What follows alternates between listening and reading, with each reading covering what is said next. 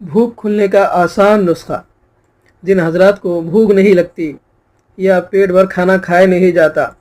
وہ آسانی سے اس پر عمل کر لیں گے اور اس سے فائدہ اٹھائیں گے انشاءاللہ العزیز۔ بہت ہی آسان اور بہت ہی پیارا طریقہ ہے اور بالکل مختصر ہے، چھوٹا سا طریقہ ہے، ہر کوئی استعمال کر سکتا ہے یہ نسخہ۔ تو سماعت فرمائیں، بھوک جن حضرات کو نہیں لگتی یا کھانا جن حضرات کو نہیں کھایا جاتا، وہ چند الفاظ کہنے ہیں اپنے زبان سے اور اپنے دل سے، پھر اس کے بعد آپ اس طرح سے صرف 1 مہینہ یا 15 دن کر کے دیکھ لیں،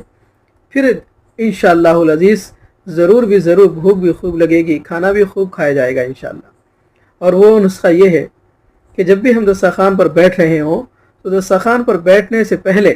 جو دسترخوان سجایا جا رہا ہے، دل ہی دل میں اس کی تعریف کریں،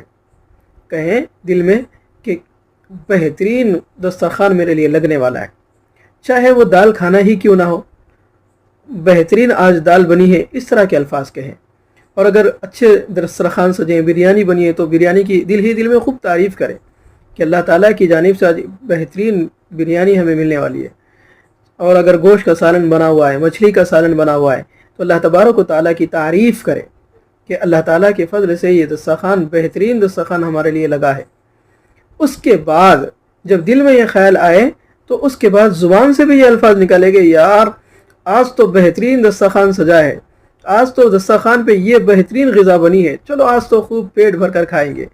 اس طرح سے زبان سے بھی الفاظ نکالیں اور بیوی کی بھی، بنانے والے کی تعریف بھی کر دیں۔ پھر اس کے بعد آپ دیکھیے کہ انشاءاللہ خوب بھوک لگے گی اور پیٹ بھر کھانا کھایا جائے گا۔